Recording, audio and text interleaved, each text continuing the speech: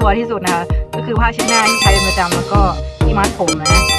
โอเคเดี๋ยวเราจะมาลองปิดกันดูนะคะว่ามันปิดได้ไหม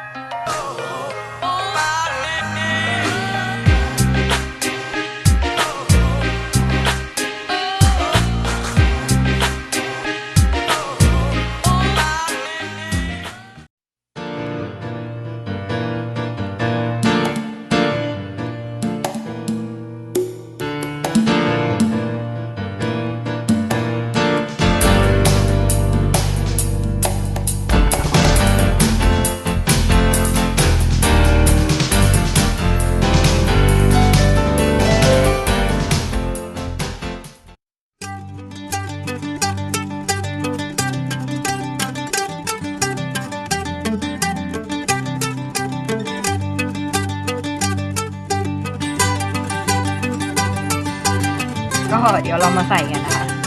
ในวันที่ไม่มีแมสไม่มีผ้าเช็ดหน้าลองดู